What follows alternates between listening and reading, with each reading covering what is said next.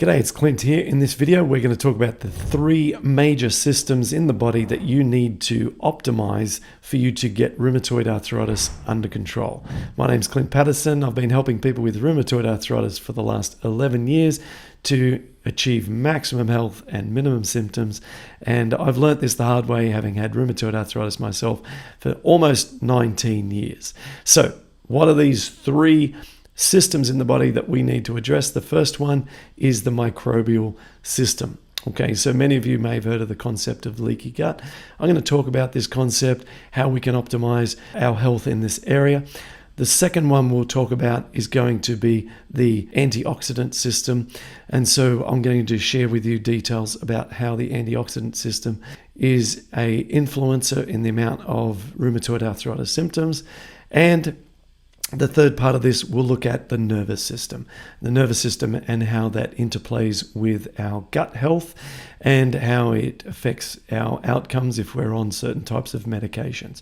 If you are able to improve dramatically and let's say optimize your microbial system, your antioxidant system, and your nervous system, then you are going to go a long way to living a life that has maximum health and minimum symptoms. So let's start with the microbial system.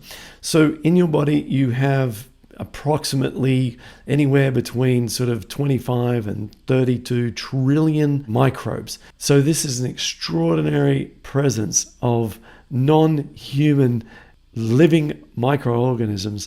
It's an extraordinary number, and the cells of these microbes exceed our human cells. So we're pretty much just a walking vehicle to house microbes. These microbes have a massive impact on our health, and they are spread throughout the body, on our skin, in our colon, in our mouth, and other moist, dark areas in the body. The largest source or largest location of microbes in or on our bodies inside our colon, which is approximately 27% of all the microbes in or on us is in our colon. However, we have approximately 20% of microbes inside our mouth. And so there is a higher density of microbes in your mouth than what there actually is in your colon. The reason I'm sharing that with you is because we often associate the colon as the only place where we get leakiness, where we get bacteria and bacterial particles like lipopolysaccharide into the bloodstream. And this, as we now know, contributes to an inflammatory response and heightened RA activity. It's not the only place. We also get it from the mouth. And so there is growing evidence and certainly a new area of focus for me and my coaching team where we help people with RA is in optimization of the mouth and the oral microbiome, because the mouth has a microbiome just like the colonic microbiome.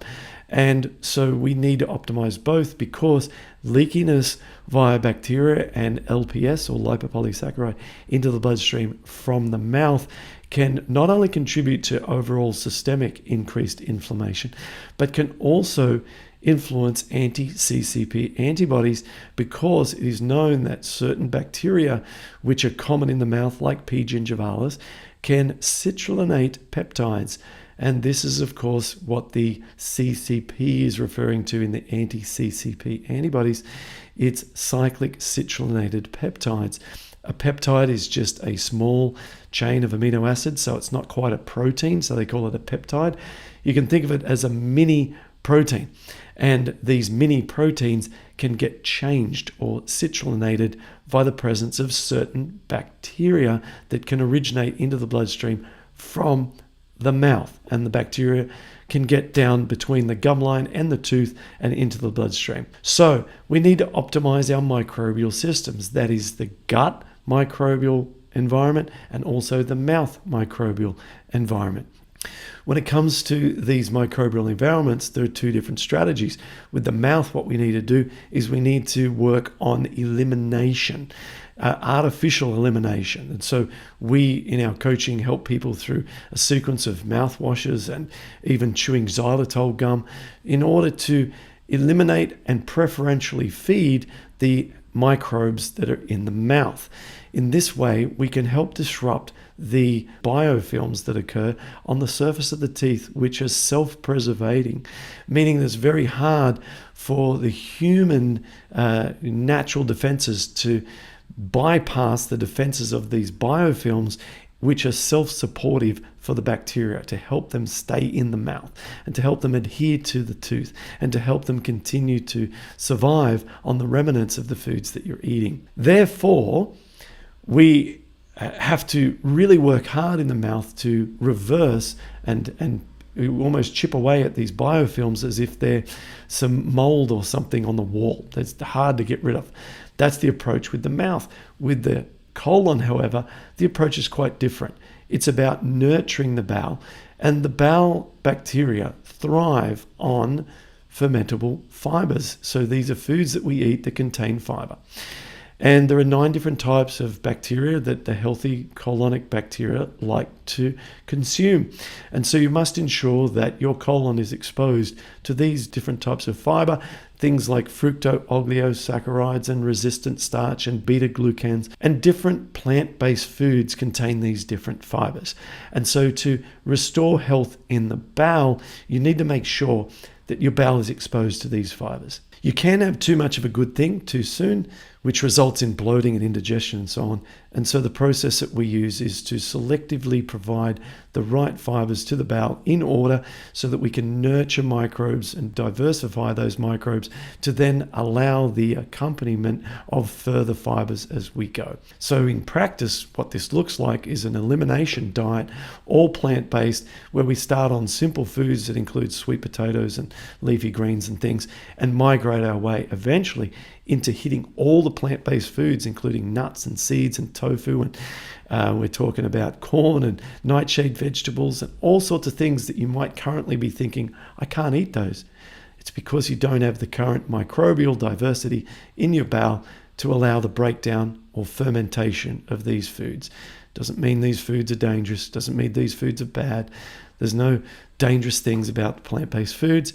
It's just your microbial environment is not currently configured in an optimal way to be able to break down these healthy, supportive, wonderful plant-based foods that will enable you to eat out at restaurants, eat with your family members, enjoy massive amounts of diversity and flavors throughout the rest of your life.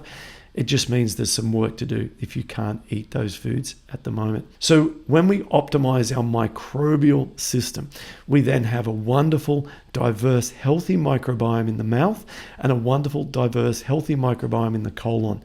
This is a pillar of health, okay? Because so much of our health is dictated by these microbes. These microbes influence the immune response, the tolerance between certain molecules that are in your gut, whether or not they're good or bad. You know, as you may have heard in the past, 60% of your immune system is right on that gut lining. And so these microbes not only help to repair and restore that intestinal lining by secreting short-chain fatty acids, but these microbes also excrete antimicrobial peptides, meaning that instead of having a attack type mentality, which we do in the mouth, in the colon we go with a nurture based approach where we want to build the right bacteria because they have that attack built into them to take care of the pathogens. So specifically, if we have overgrowth of something like pathogenic microbe, Klebsiella, for example, something that's associated with an overgrowth of many people with ankylosing spondylitis, your healthy bacteria can actually suppress these pathogens. And so what we want to do is focus on one thing in the bowel. Build an army of healthy microbes because they do everything. They totally repair and restore the bowel. So this is instead of chasing down pathogens with antimicrobial, strong herbs, anti-pathogenic, anti-microbial and antiviral and antifungal, very high dose herbal treatments, unless there's something very dangerous. If you just got pathogenic overgrowth and you nurture your bowel, the healthy microbes take care of a lot of the problems for you. Once you have dramatically improved your microbial health, you will notice symptoms go down with rheumatoid arthritis. In 2023, there was a study that highlighted the correlation between the amount of gut leakiness and the amount of RA symptoms. This has evolved over the last 2 decades, getting away from this concept of just a sort of leaky gut in the naturopathic world 20 years ago. And now it's mainstream research where we see these correlations, where we know that when we reduce the amount of lipopolysaccharide, for example, which is coming from oral or the digestive regions, that rheumatoid arthritis symptoms plummet. So we've got to seal and heal the walls in the mouth and the colon from this translocation of microbes and their inflammatory substances like lipopolysaccharide. All right, so that is called healing the gut or the gum. It's called reversing leaky gum, reversing leaky gut, and this is one of the major systems that you need to improve to be able to get on top of rheumatoid arthritis. Number 2. Now let's talk about the antioxidant systems. And this is absolutely crucial. We aren't new to this concept of antioxidants. And I imagine that you've heard even through teenage years on packets of things that you've purchased, concepts of antioxidants, or maybe you've heard about vitamin C as an antioxidant, vitamin D as an antioxidant, and so on. The true antioxidant in the body is glutathione, and glutathione is an antioxidant that's an intracellular antioxidant, meaning that we're built up of trillions of cells, and inside each of those cells, which are building blocks of our body, we have glutathione, and it enables those cells to be kept cool, if you like. So if the cell is an engine generating energy, which it does, we need to cool off like a car that's running a bit hot, cool off the engines to keep everything in balance. Glutathione does that really effectively. Now, glutathione is also a key antioxidant to protect against dietary free radicals. So when we consume foods, there are free radicals that we might be consuming. Anything that's a cooked fat, it contains free radicals because the cooking process exacerbates the free radicals in the food. So we're talking about, say, cooking any kind of fat, whether it be animal fat, plant fat, and especially oils. So if we extract oils from their source, or extract fats from their source and turn them into an oil, whether it be olive oil, coconut oil, grapeseed oil, sunflower oil, doesn't matter, heat that, and then you're generating a huge amount of free radicals. And so when that then goes into the body, your body's natural antioxidant systems are there to protect your cells from being exposed to those free radicals and suffering electron loss, because a free radical is in a extreme demand of electrons to create molecular balance. So we have built into our mucosal lining that runs all the way from your the beginning of your small intestine all the way down to the large intestine, built-in antioxidant resources, including glutathione. And so when we consume free radicals, the antioxidants are able to donate electrons and to neutralize this so it doesn't create a catastrophic effect. However, if we have a depleted amount of glutathione, which can occur when we're exercise deficient, when we're not eating a raw food intake that's adequate enough, when we're taking in, for example, fruits and vegetables or leafy greens, that deficiency can make us vulnerable to taking in high free radical food sources such as heated oils, in particular, or cooked fats. As a result, these free radicals can start stealing electrons beyond the mucosal lining from the cell wall itself, especially if we've had a depleted mucosal lining because of our lifestyle, because we're not eating the right foods to, remember the microbial system, to produce the short chain fatty acids to keep a protective layer on that gut wall. And so then we can lose electrons to free radicals directly from our cell wall. Now, our cell wall is only one cellular layer thick, so you're going to experience some direct gut leakiness if there isn't an antioxidant protective system and there is exposure of free radicals to the delicate gut wall. Okay, if you have a depleted mucosal protective layer. As a result of this, you can literally create leaky gut at a substantial and noticeable level in your joints from just one meal. I experienced this myself back in 2017, where we went out for an evening meal and it was late at night. I did not have any protective antioxidants with my meal, and I ate a high free radical deep fried meal, and next day got symptoms back again after I'd been symptom free for many years.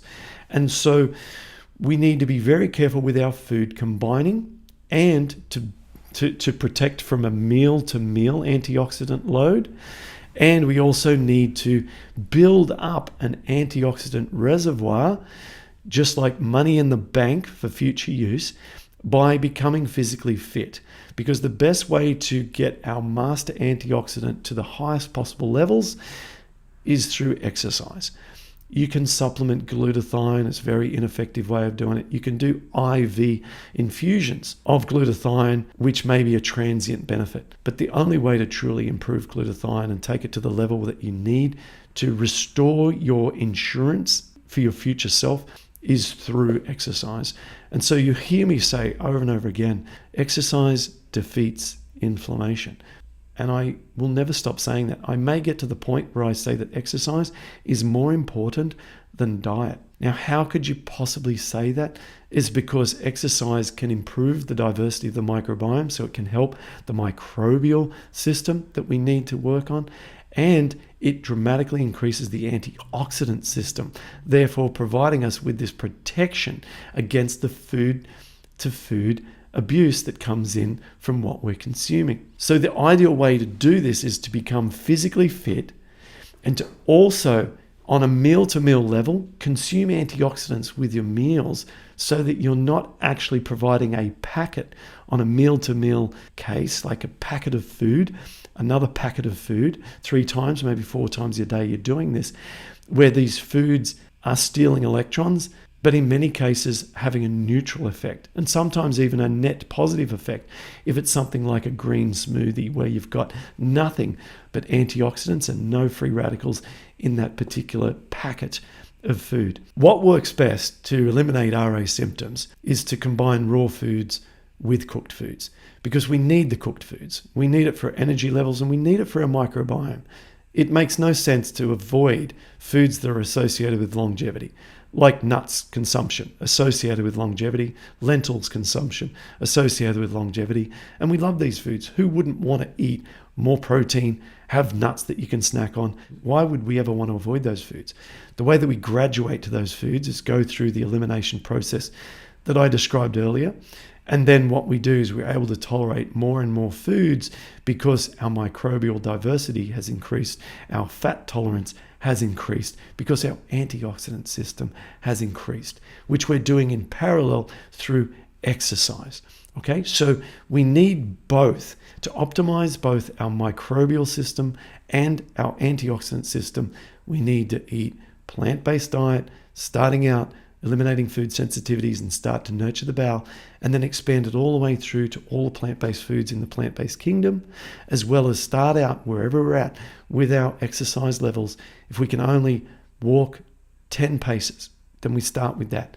But we incrementally build until we're hitting the highest possible physical expression of our capabilities that we can, because at that level, we have a better microbiome, we have better strength, we have a reduced chance of fracture by having a fall, and we have a better antioxidant system in the form of glutathione. The third system that we must optimize if we ever want to have a fantastic euphoric health with rheumatoid arthritis is our nervous system. So this gets really complicated. So the simplest way to think about this is you have basically a stress-based nervous system, which is a fight or flight. And then you have a rest and digest nervous system. Okay, these are the parts of the autonomic nervous system. There's other nervous systems, but let's just stick with what we need. Here's what most people do is they think, how can I be not stressed, not stressed, not stressed? And this is really important because stress-based RA patients are associated with very poor outcomes of TNF-alpha biologic drugs, namely Enbrel, Humira. In a study in 2008, it was shown that patients who had very high levels of stress, which is measured in a roundabout way by measuring heart rate variability, because heart rate variability is an indicator of the activity of your rest and digest nervous system. And so you cannot be stressed and happy at the same time. They're mutually exclusive. So when one nervous system is dominant, the other one is inactive or de-emphasized. How do we use this to our advantage? Well, what we want to do is we want to just start to get better. We just want to start to feel better. Symptoms coming down, strength increasing, less morning stiffness, more optimism. When we notice that we're getting better, then we're naturally in an optimistic state, an excited one that has hope. Any positive feeling in the body, whether it be, really like obvious or really subtle, just a knowing, a well-being, a sense of well-being, any feeling good sort of emotion disqualifies the stress-based emotion, disqualifies this. And this is so important, especially if we're taking medications, because, as I said, a very, very low heart rate variability correlates to a 90% predictability of a very poor response rate with biologic treatment of the TNF-alpha category. What I like to do with my clients is we build into their day-to-day a way of experiencing euphoria and happiness and joy. It doesn't need to be complicated. It can be a nature walk. It can be doing something you enjoy, crochet, knitting, watching a short comedy clip. It can be reaching out to a loved one to have a funny conversation. It can be just doing something that makes you feel like you're in control of your health.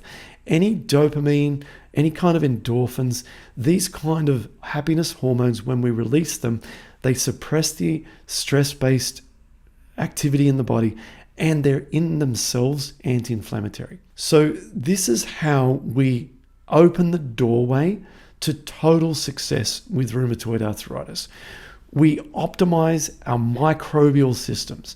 We optimize our antioxidant systems, and we optimize our nervous system. If we do those three things, you will never believe how much your health will be thriving and how little your RA is active in your body. And it's from that achievement that then you go to your doctor and they say, you're doing incredible, your blood tests look great, C-reactive protein, SED rate are amazing and consistently good. And then you can have conversations, if you wish, around medication tapers. And medication tapers are only an outcome of getting healthy through the three pathways that I've just described. They are not in itself a goal. They are, if you want to think of it like this, a reward or an outcome of what you've achieved, but never in itself a goal to be able to try and eliminate like these, disease-modifying drugs and biologics. But then anyone would agree, including a doctor, if you don't need as much of that level of intervention because you're so healthy, then it makes sense to explore together with your medical provider a potential taper if they're interested in considering that. So this is how you achieve ultimate success with rheumatoid arthritis. It's not chasing some shiny object on social media. It's doing the right things perfectly. We do this every single day with our clients.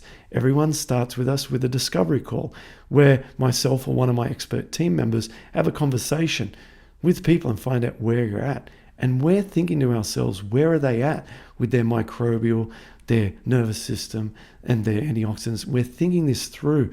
How much opportunity have they got to improve? And normally it's massive. Thanks for watching this video. If you're really serious about your health and you want to see how these three systems could be implemented into your life to dramatically reduce leaky gut, to be able to build strength around your joints and reduce inflammation directly through physical therapy, and also to dramatically lower stress and replace it with positive mood states, especially excitement, then book a call with one of my team members. You can do that right below this video. Just click the link. It'll take you through to a booking page, and then have a conversation with one of my incredible team members, and they will customize a plan for you to help you head towards maximum health and minimum symptoms. In the meantime, thanks for watching this video. I'll see you in the next one.